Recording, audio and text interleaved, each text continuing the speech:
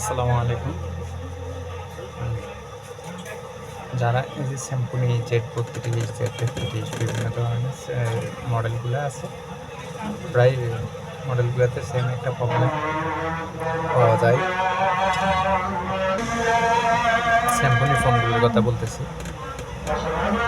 আপনারা বিশেষ করে এই কাজগুলোর জন্য সব ধরনের কাজগুলো আপনারা করে থাকেন। আইসি বিভিন্ন কাজ আমিও করেছি, জাম্পারিং সবগুলোই করেছি, বাট এটা কোনোভাবে সলভ হয়নি। আসলে বিষয়টা কিন্তু এখান থেকে না, আপনারা দেখতে পাচ্ছেন যে আমার সেটটাতে আমি যখন চার্জে লাগাচ্ছি তখন আমার এই সিগন্যালটা চলে আসতেছে, যে ব্যাটারি লোড সিগন্যালটা চলে আসতেছে, চার্জিং লোড নিচ্ছে না। যে আমি আবার এখন চার্জ জায়গা রিমুভ করে আবার দিয়েছি, আপনারা দেখতেছেন কি হচ্ছে, আমার সেম চলে আসলো।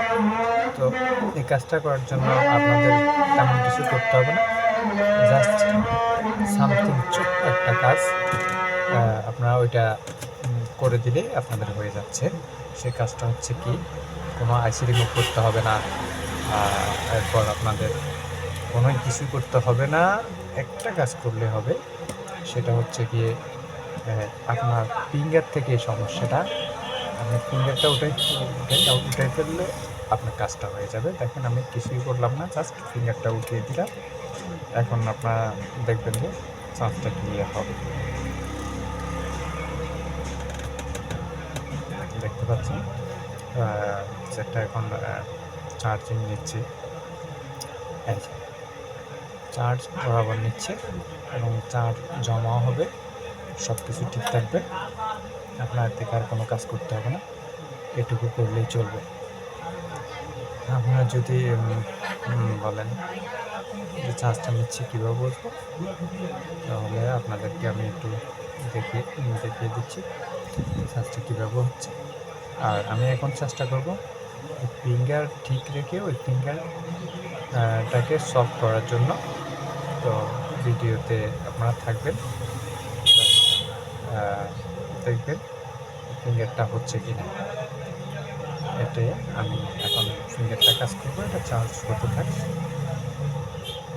চার্জ হোক, আমি এখন ফিঙ্গারটা কাজ করবো।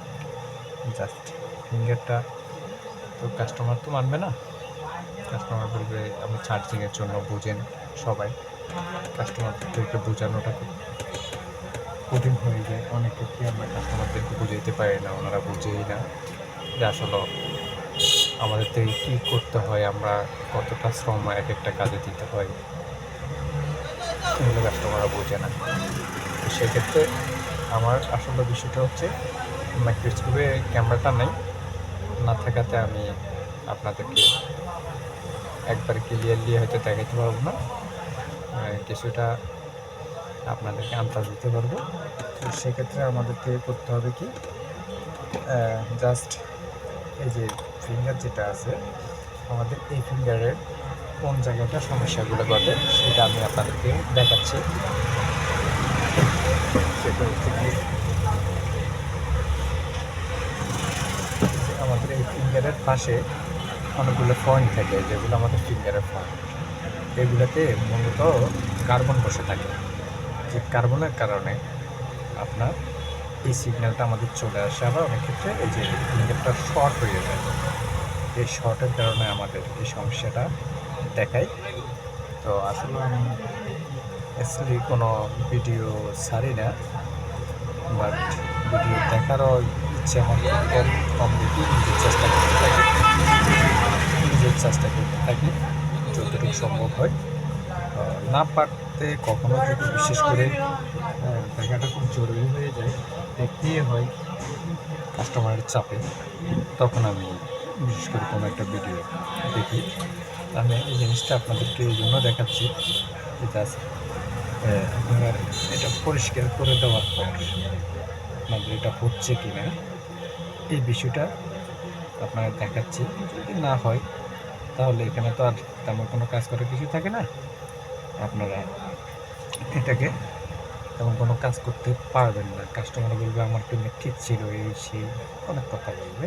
কারণ এই অবস্থায় আপনার ফিঙ্গার কিন্তু কাজ করবে, কাজ করে, ফিঙ্গারটা কাজ করে, কাস্টমারকে আপনারা বোঝাতে পারবেন না। তো আরেকটা ফিঙ্গার যদি আপনারা লাগিয়ে দেন, সেটা কাস্টমার তাও মানবে না। বিশেষ করে মানে না যে এরকম না, কারণ আমি একটু গ্রাম সাইডে কাজ করি। তো গ্রাম সাইডের মানুষের অবস্থা তো বুঝেন, ওনারা খুবই চালাক, খুব দুর্দান্ত হয়, কিন্তু আপনি ওনাদেরকে বুঝাতে পারবেন না। ওনারা আপনাকে সবাই বুঝিয়ে দিয়ে যাবে লজিক ছাড়া, মানে ওনাদের বুঝের কোনো লজিক থাকবে না। জাস্ট আমি পরিষ্কার করলাম, আমি একটু দেখে নিচ্ছি, আমার মাইক্রোস্কোপে দেখে নিচ্ছি কেমন পরিষ্কার হয়েছে, দেখে নিচ্ছি তো আমি এখন লাগিয়ে চেক করব যে আসলে কেমন হলো, আমাদের চার্জ হচ্ছে কিনা, সিগন্যাল চলে গেছে।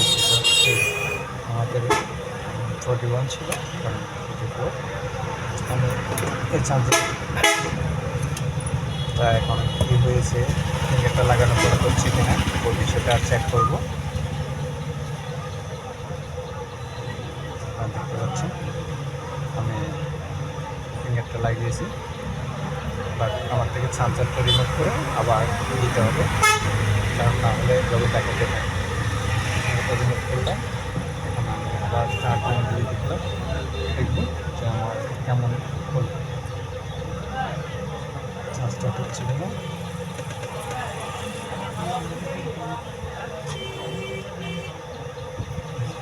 হচ্ছে না, আমাদেরকে এখন করতে হবে কি, এই যে ফিঙ্গারের নিচে দুটো পার্টস থাকবে, আপনারা সবাই জানেন, এই পার্টসগুলো আমাদের রিমুভ করতে হবে। দেখতে পাচ্ছেন এখানে দুটো পার্টস থাকে, আমরা জাস্ট এই পার্টসগুলো রিমুভ করে দেবো। দেখতে পাচ্ছেন টেস্টিং করা হয়েছে, এখান থেকে আমরা বের করবো যে আমাদের কোনটা শর্ট হয়ে গেছে, কারণ এখানে ক্যাপাসিটার থাকে, আপনারা জানেন। আমরা ক্যাপাসিটারটা প্রেস করে দেখবো, শর্টটা মেপে দেখবো কোনটা শর্ট হচ্ছে। ঠিক আছে, আমি সব উঠিয়ে ফেলেছি, আমি এখানে আবার বসাবো, বসালে আপনাদের হয়ে যাবে আশা করতেছি। আমি উঠে ফেলেছি, এখন দেখবো যে আমার চার্জিংটা হচ্ছে কিনা।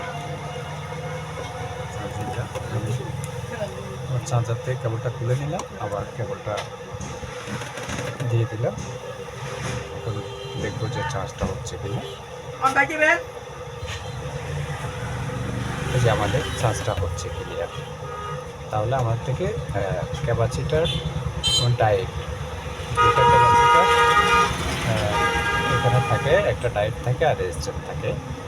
আমরা জাস্ট ওখানে কী করবো, রেজিস্ট্যান্টগুলো বসাই দেবো, ডায়েট আর ক্যাপাসিটারগুলো অন্য জায়গা থেকে পারলে বসিয়ে দেবেন, না পারলে নাই বসানোর প্রয়োজন হবে না। তবে সবাই এভাবে কাজগুলো করবো, তাহলে আপনাদের সমস্যাগুলো ইনশাল্লাহ সলভ হয়ে যাবে 100%।